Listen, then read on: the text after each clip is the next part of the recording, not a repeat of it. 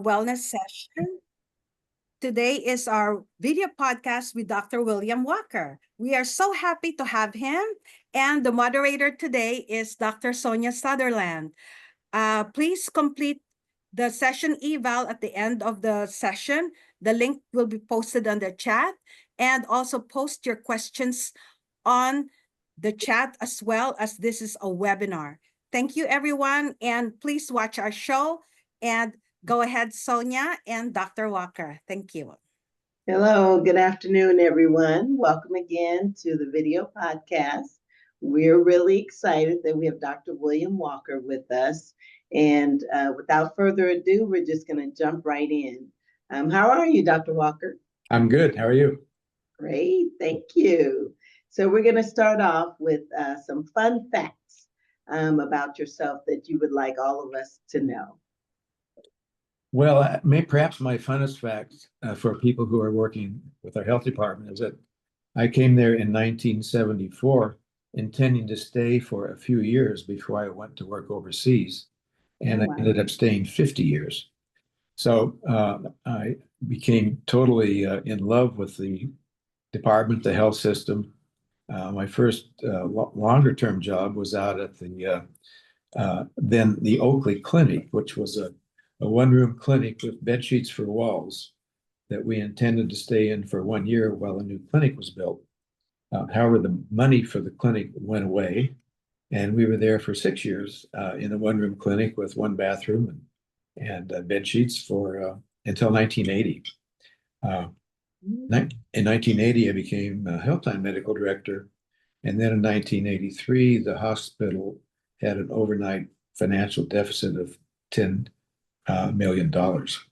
In response to that, the Board of Supervisors fired the county administrator, fired the health director, and the medical staff urged me to put my hat in the ring to become health director, even though I couldn't balance my checkbook.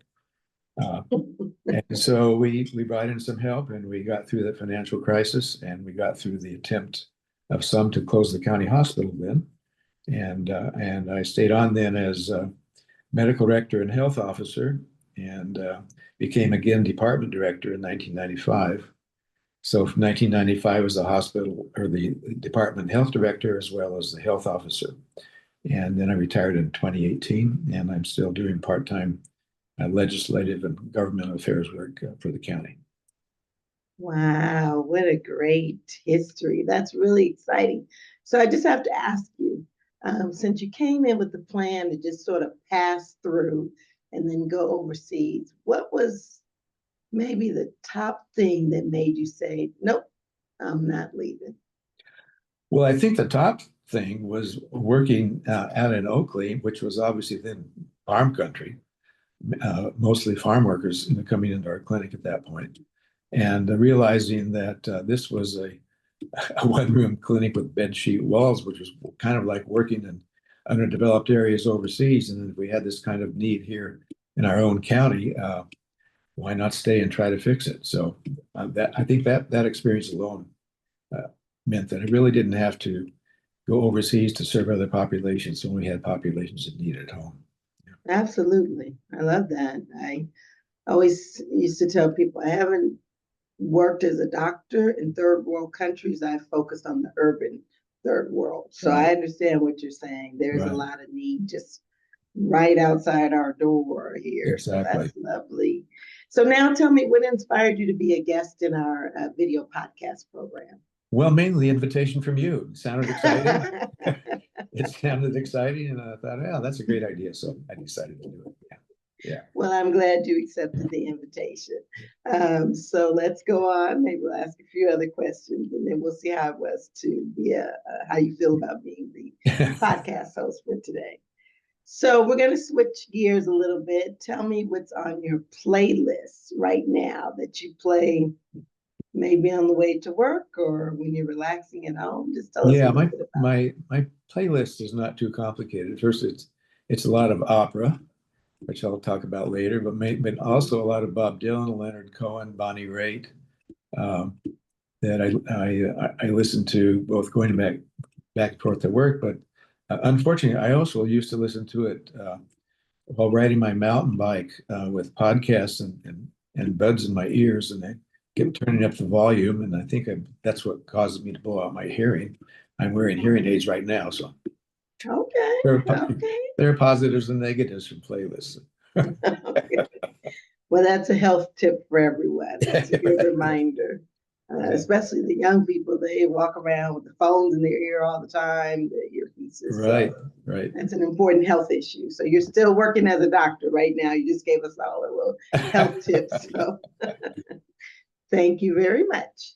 What about books? What books are you reading right now? Well, I'm reading, unfortunately, a book by Ray Dalio called How Countries Go Broke. It's actually a very good book that kind of recapitulates the history of large countries and empires in the past and some of their economic indicators about when things are going bad. And as our national debt increases, things aren't looking good. But on a brighter note, I'm also reading 100 Years of Solitude by Gabriel Marquez Garcia. It's a fantastic book, which also is being made into a miniseries now. And they did, they did a 12-part miniseries for the first half of the book, and the second half of the book is coming out next year. So, yeah. Wonderful. Great way to get your mind off of current events. So, okay. Is the mini series also entitled 100 Years of Solitude? Yes. Oh, interesting. Yeah. Oh. So do you have a genre that you kind of prefer, or whatever catches your eye, or what's trendy when you're selecting your books? Actually, I read mostly nonfiction and biographies, but I also read occasionally some of the classics, which is what I'm reading now, 100 Years of Solitude. Not so often, not so much with new novels. Yeah. Okay. Yeah. Okay. Okay. Interesting. Let's see here. We'll go on and let's talk a little bit about, well, one more fun fact. What is your favorite quote or motto or song that's reflective of your wellness journey? The Times They Are A-Changin' by Bob Dylan. Ah, Just to take a look at his lyrics and you realize that it worked for me during the civil rights work in the 60s. It worked for me during the anti-war activities in the 60s and okay. 70s, and it certainly works right now. It's timeless. Yeah. Okay. Yeah. All right. Well, maybe somebody will post those lyrics. Maybe we can post those lyrics on the website. Thank you. We can do that. Yeah. Okay.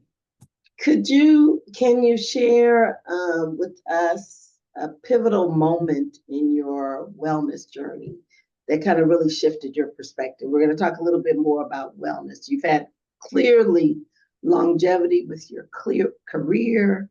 And so part of that must be driven by wellness. But could you tell us a little bit about a pivotal moment in your wellness journey and avoiding burnout, those types of things? Yeah. I think, well, probably my highest stress time as director was during the time when I took over with a huge deficit, the hospital. Mm-hmm. And just the day-to-day stress of trying to get through that and get things back on track. I learned just to take some time for myself. I take some time for, particularly in my case, mountain bike riding. Mm-hmm. Used to ride in Briones all the time.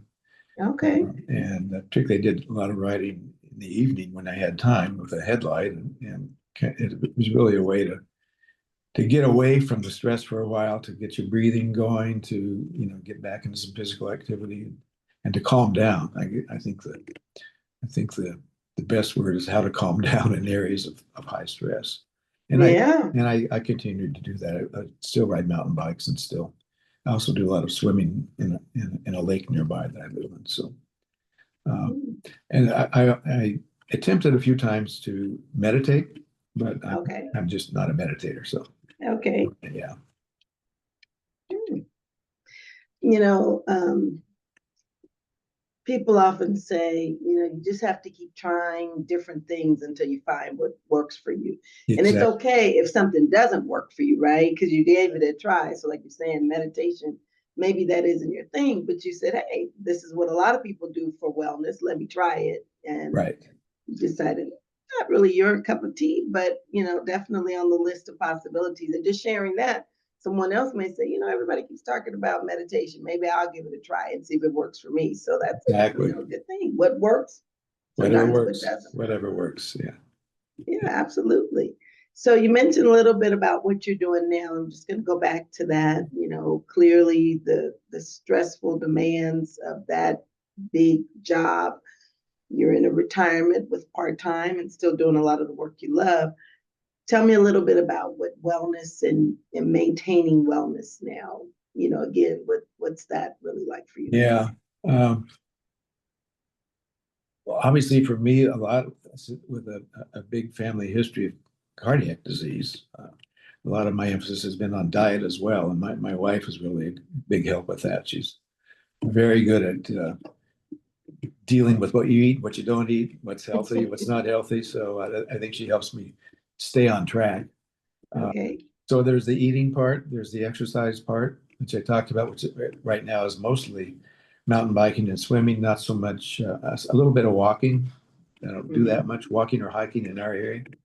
And then the other thing is just continuing to find things that relax you, that things that keep your life calm.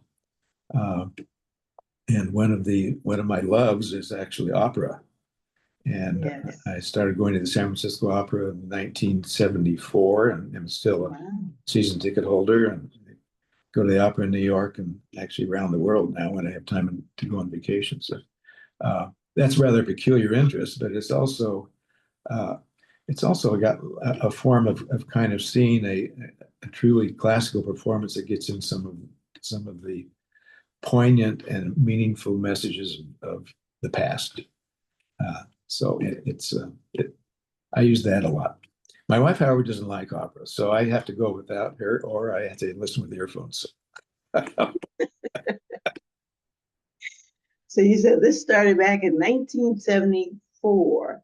What was the first thing? It is very unique. I confess I'm not, an opera person, but tell me what made you say, "Oh, I think I'll go to the opera." What was the first thing that kind of Well, got you started? I had been in Europe in my 20s, overseas campuses, and went to some operas in Europe, and then kind of got into it, particularly starting in San Francisco as a season ticket holder. So the more you went, the more you liked it, and the more you learned. But it's just it happened. It's an acquired taste. Let's put it that way. You have a favorite opera? Yeah, actually, my favorite composer, surprisingly enough, is Wagner, and so he does the Wagner Ring series, which is 18 hours of German opera in 1 week. I've been to the theater where he began that in 1876 in Bayreuth, Germany. But the other part of the story is that my daughter, who's now in her 40s, also loves opera. And so she and I have done 15 of those ring cycles around the country. And so it's a father-daughter passion. That is beautiful. Yeah. That's exciting. Wow. Thank you for that. I'm going to skip down a little bit because I want to leave room for questions. We have a lot of questions, but we do want to give space for other people. It's going to turn a little bit to community care, right? We've heard a little bit about your individual journey. And what would you say would be a powerful community care wellness practice that would be helpful and transformative to prevent burnout or stress on a little larger level? Well, I live in actually a small community. I live in Lake County now, and I come down here regularly. But in Lake County, what we're really seeing is kind of some local community involvement with not only Board of Supervisors, but also the Homeowners Association. The Homeowners Association with 1,000 people, and we care for a lake, and we care for a recreational area, and it's just kind of working with your neighbors on important community events. But more to the point, we're also staying in close contact with the community in terms of protests. And the No Kings protests and being involved in basically like we did in the 60s and the 70s, saying this is not good. And let's help organize our communities to stand up and say this is enough. This is enough impact on our fellow citizens, and its impact on our immigrant community and its impact on healthcare. Let's get smart about this. So right now, spending a fair amount of time with that. Yeah. Okay. Well, one of the things I heard was, both connecting with your neighbors in, like you're saying, our recreational area, care for our community, Right. but also that bond over important issues and things of the day, and connection really Exactly. is what's helping to drive that feeling of community, which is, I think, something that, we hope to encourage and maintain here within the health department, right? We are a community, even within the health department. Yeah. Mm-hmm. Interesting. I'm going to ask you about life challenges. So how do you navigate life challenges? Well, some of my life challenges have been work related, but also my wife and I lost my stepson at age 29 for death. And so going through a couple of other family deaths and the kind of things that all of us ultimately go through in one form or another, it's realizing to have a place to step back to help grieve, help calm yourself, help reach out to friends and family who can help, and realizing you're not alone in dealing with these major life transitions. And I think then again, the importance of family and friends and maintaining those connections over time, particularly the friendships that I've developed over years of work here at the county. I mentioned to you before we started that I and 5 other of our physicians that worked together here in the 1970s, Dr. Will, Dr. Barrow, Dr. John Lee, Dr. John Stanger, Dr. Scott Harold, we meet together every Saturday or Sunday for brunch, and we call it the Geezers Group.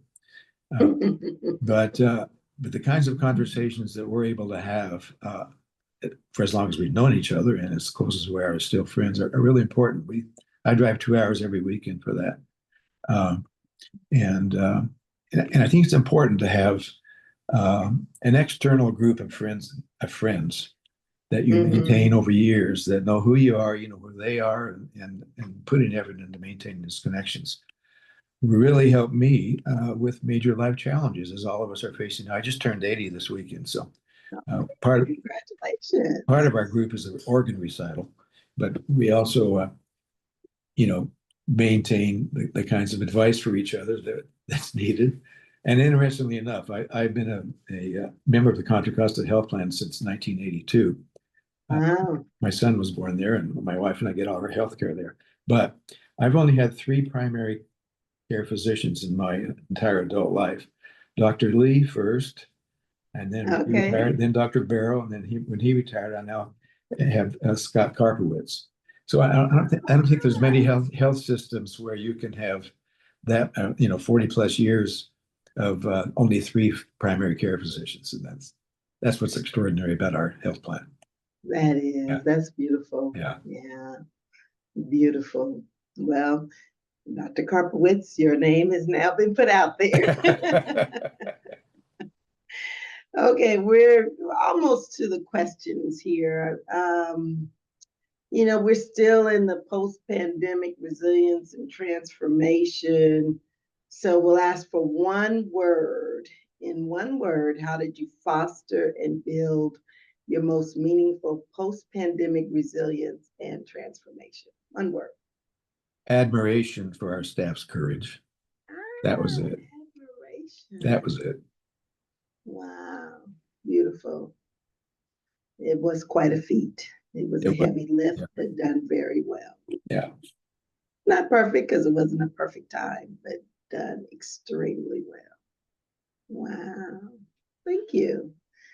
So, one future thought.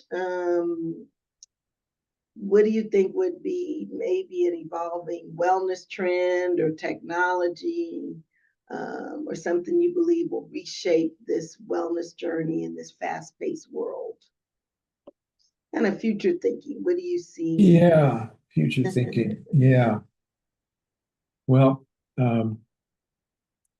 actually, I think using technology, which is what we're using now, to try to get word out to people who are interested, who can connect about Right. not only wellness journeys, but also resources. And, I think what we've seen actually is a relatively um, real expansion of behavioral health and mental health services.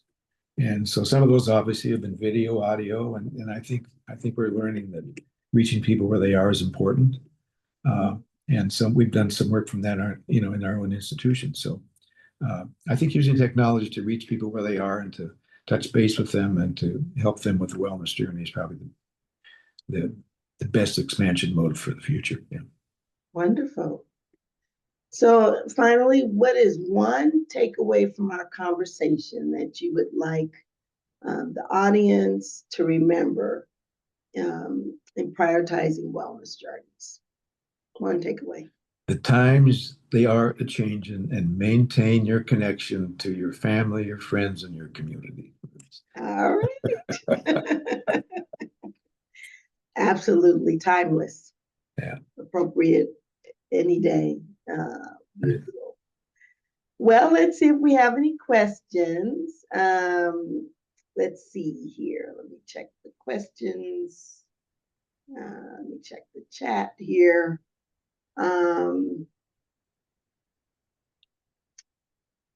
Okay. Well, Arlene, do you see any questions that I'm not seeing? We have one statement. Okay. Dr. Okay. William Walker, thank you for your service to our community in Contra Costa. Thank you.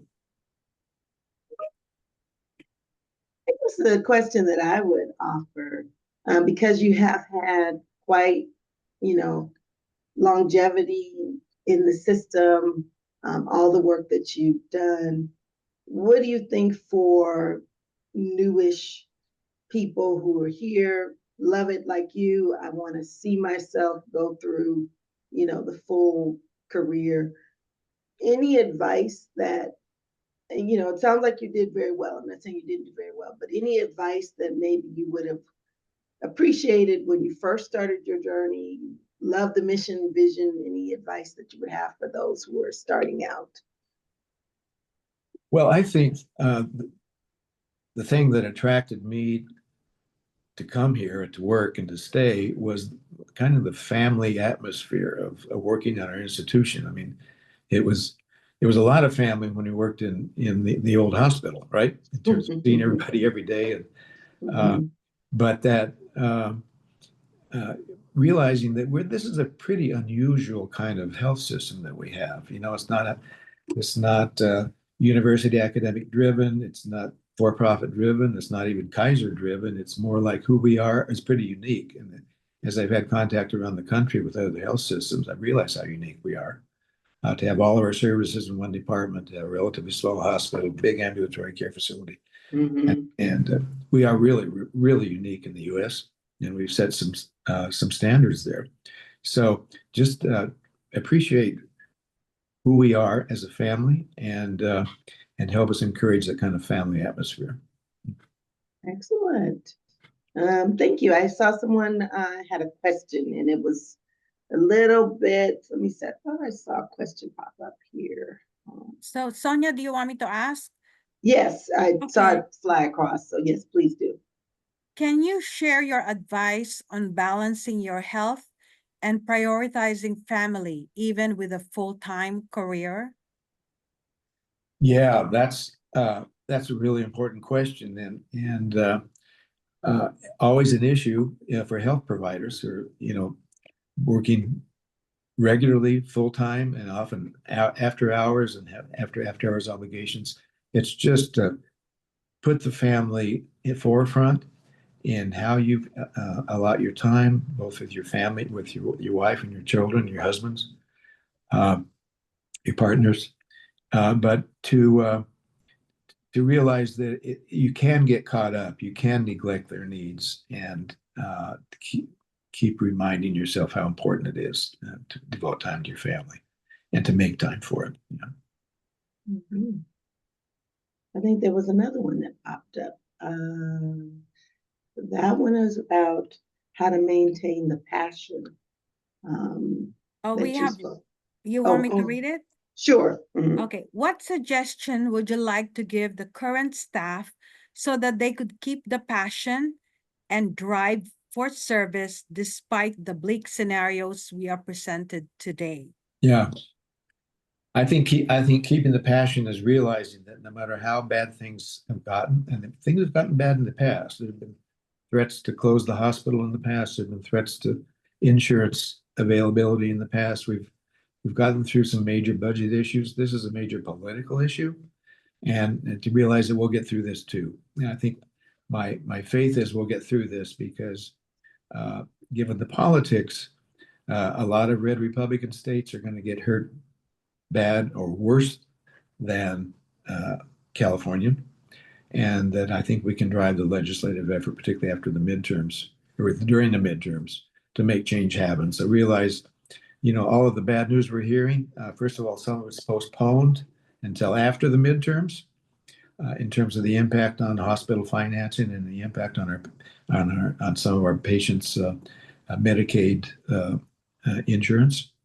That we have time to organize, we have time to build the message we need to get out, and we'll get through this. Yeah.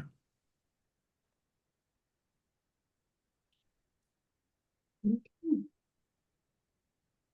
Wonderful. We have another one, Dr. Sutherland. Okay. Things Dr. fly Walker. across the sea.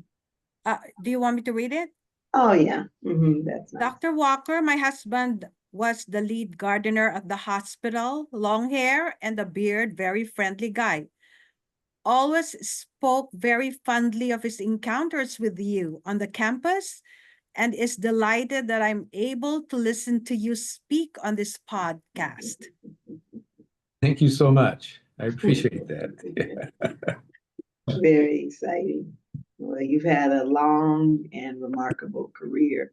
It's encouraging to so many of us, and really the impact that you've had on our patients, our staff, our community, and really beyond, even Contra Costa. Dr. Walker works across the nation, serving others and promoting health and wellness and all of those good things that we all love. So really appreciate you, Dr. Walker. Thank you. Someone said, thank you for that positive outlook. It gives us hope and makes us look for the silver lining. Okay, great. Do that. That's another song. Look for the silver lining.